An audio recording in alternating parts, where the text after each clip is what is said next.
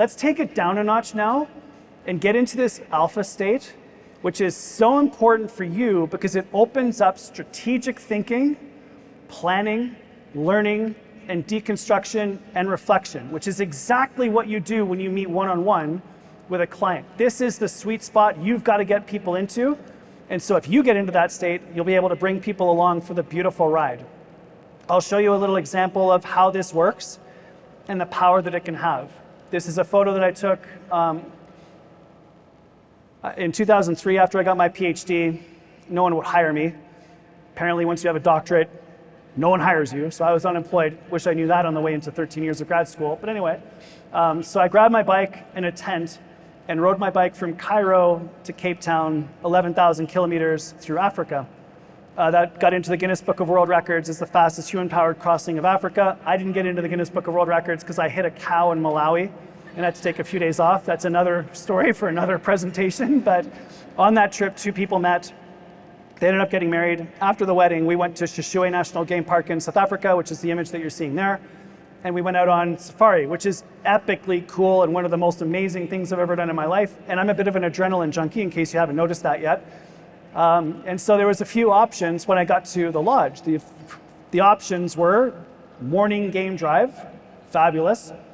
Nighttime game drive, more interesting.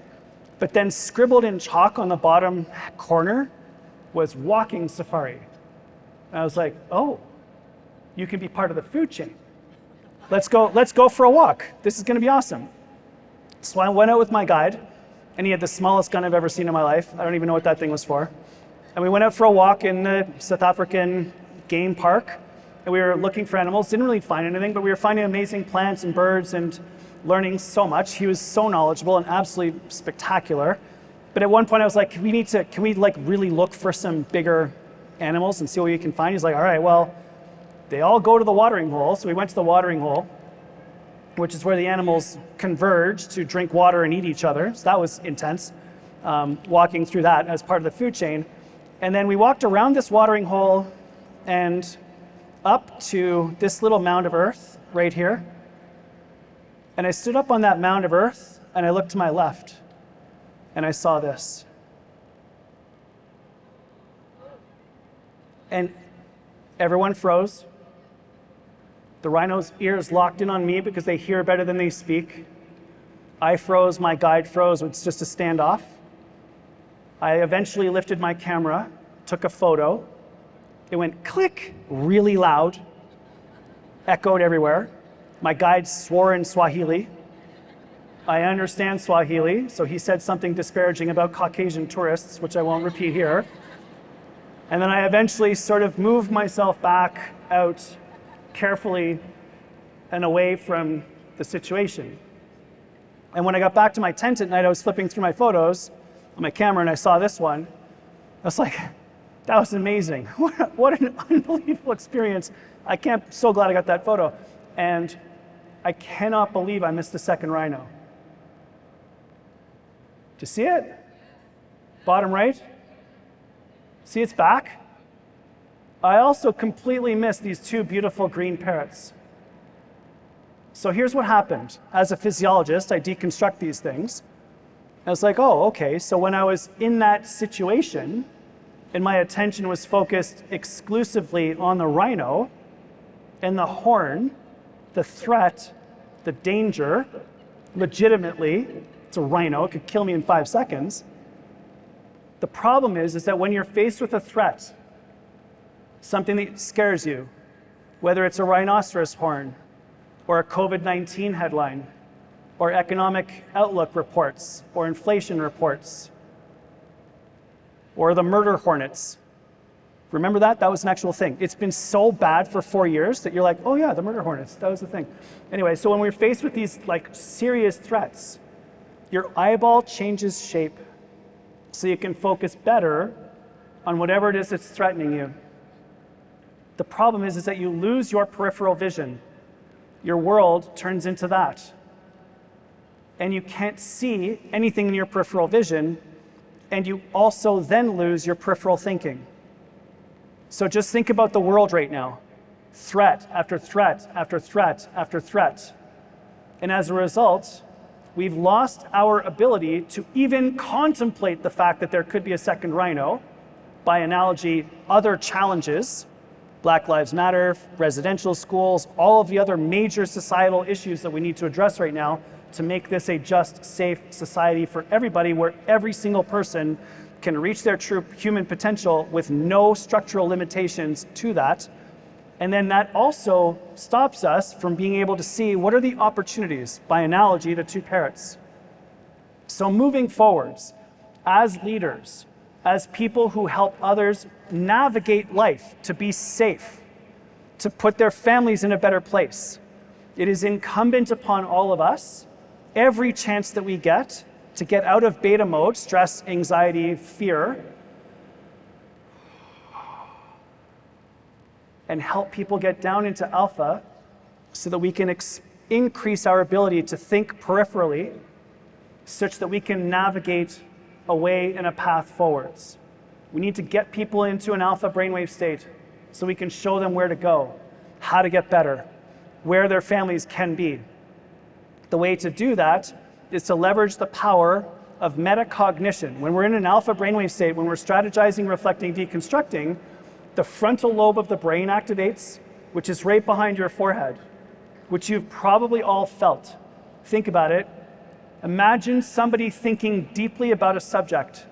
What do they often do? They rub their forehead, right? I saw a couple people do it, right? Because you can actually feel this happening. When you're thinking deeply about something like, oh man, that's metacognition. That's an alpha brainwave state. You're feeling it in action. I would love for you to be able to do this on demand. We have our 3-method pathway here: body, mind, and environment. And in this case, the body position that I need you to be in, unlike beta mode where I need you to be activated to get into an alpha state, I want you to be calm, cool, and collected. That's my son Adam demonstrating strategic thinking on the beach near my house. He's like, how do I hit stuff with stuff, right? That's his strategic thinking. Yours might be, what life insurance plan is best for this client, right? So it's all the same stuff, just at obviously much, much different levels. When it comes to being in an alpha state, stillness is a superpower. I'd love for you to carve out some time during your week to make sure that you have an hour or two at some point, daily, weekly, monthly, where you can just sit quietly in a place that you love. It might be a room in your house, might be your office, could be your car, might be a park bench, where you can just sit and think. Being busier is not the path forwards in an era where beta brainwave mode is the default. Navigating forwards in an uncertain time is how we're going to help ourselves, help other people better. And to get in a place where you can be still, to think, is a game changer, again, in an era of constant busyness. The second idea that I have for you is I want your mind to be reflective. Let me tell you a story. This is me in 2012, 10 years ago, in the cardiac ward at Toronto General Hospital. Yes, I am your health expert, and I was in the cardiac ward. Anyway, radical transparency here, I'm not hiding it. Summer 2012 was interesting. We were moving houses. Think about life insurance. Moving houses. I was getting ready to go commentate the Olympics for CTV in London. I was publishing my first book, Super Bodies. Judith, my wife, was finishing grad school. My daughter Ingrid was 2, and I hadn't slept in 2 years as a result, obviously. For anyone who's had kids, you know the first little while you don't sleep. So I was exhausted, burned out, not eating very well, not exercising enough, and pretty stressed. My daughter Ingrid went to daycare. She picked up a virus, a cold. She got the cold. I got the cold. And instead of just getting better like Ingrid did, I ended up with viral myocarditis. So a swollen, infected, inflamed heart. So I had to go check myself into Toronto General, where, ironically enough, I worked at the time. Checking yourself into your own hospital, by the way, not necessarily a great career move, but you do get to bypass the emergency room lineup. So anyway, I landed in the cardiac ward, and I was in there for 4 days. And the gentleman next to me was dying. So that was like, put everything in context for me. And so I was lying there in bed for 4 days thinking about my life. I came to a fundamental realization. And the realization that I arrived at, which hopefully by sharing this story, I save you the hassle of going through, was that my priorities were work, family, health. And what they needed to be was the opposite: health, family, work. Thank you. Health, even above family. Because if you're not there, and that was the reality for me at that time. So I opened up my computer, logged onto the internet. By the way, the fact that I had my computer with me in the cardiac ward was without question why I was in the cardiac ward. That is not lost on me now. And I registered for Ironman. So, because I wanted to be able to change the trajectory of my life. And the pathway forwards, I realized, was to ask myself 3 specific questions. What do I want? To get back to being an athlete again. To get out of here and never, ever, ever come back again as a patient. Second question I asked was why? Because I've got a young family and I need to be there for Ingrid. That's Ingrid. She's wearing 2 different socks, totally my fault, not Judas. And how? Register for Ironman. And this is the transition that happened when 12 months later, I was able, don't clap an 80, thank you, you're very kind. The reason why I say don't clap is because literally an 80-year-old lady blew by me at the finish line. Like, this was not the greatest athletic accomplishment of my life. And I finished in the middle of the night, but anyway, she was incredible. And in Ironman, you write your age on your leg. And so she blew by me and I was like, 80, wow. Anyway, but what I wanted to share with you here is that this is the difference. Greg on the left, his priorities were work, family, health. Greg on the right, health, family, work. The only way I was able to come to that realization was by pausing, thinking reflectively, getting into an alpha state such that I can strategize a path forwards and not repeat the mistakes of the past. You see, when we ask ourselves reflective questions, it enables us to navigate forwards. This is what you do with your clients, but I would encourage you to do this for yourselves as well, to make sure that you're moving, you and your families, your loved ones, in the direction that you want to go. And you cannot do that when you're in beta, hustle, focus, execute, stress, get stuff done mode. You must be in that alpha state to be able to see the right path forwards. The final piece of this puzzle, when it comes to getting into an alpha state, is to leverage the power of nature. We have beautiful locations in Canada. We're so very fortunate here in Calgary to have the mountains very close by. When we get out into the trees, when we get out into the natural environment, the parks, our visual field is full of what are known as fractal patterns, and they impact our mental health. This is my daughter, Ingrid, early on in the pandemic, out of school, away from her friends, activities canceled, and she was not, my hands shake as I even tell the story, like she was not in a good place. And we were sitting around the table and she told me what she thought of this situation. F-bomb, F-bomb, F-bomb. It's like, wow, that's spicy for 10. Obviously you've been talking to your mother again. And I managed to get her outside. And once I got her outside and we walked a little bit, and this is what she looked like. I kept going, kept moving, didn't say a word. And honestly, no more than 10 minutes later, that's Ingrid.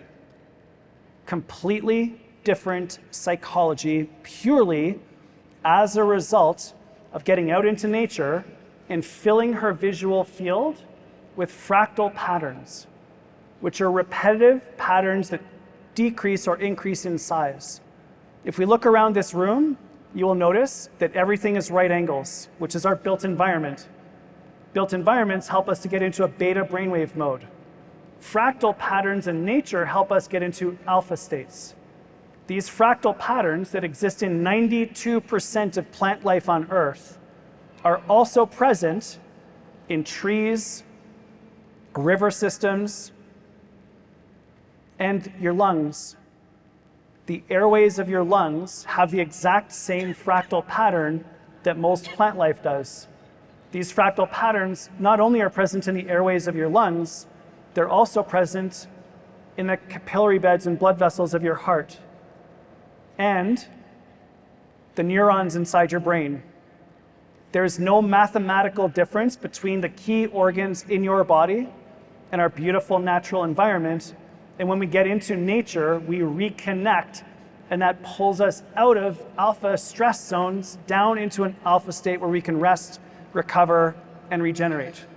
It is so powerful that it increases the activity of your natural T killer cells. This is amazing research that has been published that shows that you increase your immune system when you're in nature, so much so that it enables you to fight off colds, flus, COVID-19, and even cancer if we are in nature as little as once per week.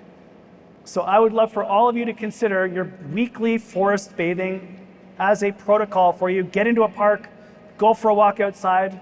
Someone last week was like, do I have to take off my clothes? No, you don't have to take off your clothes. Stay dressed, don't get arrested, right? Just go for a walk in the park, and that will up-level all of this. This is a massive recharge for all of you. And in Canada, the weather in the winter is sometimes not pleasant, and obviously it's cold and rainy here today. But the only thing to think about is that there's no bad weather. There's just bad clothing. So don't be afraid to invest in the boots, get the jackets, get you, your family, your loved ones outside, leverage this power because it makes a massive difference.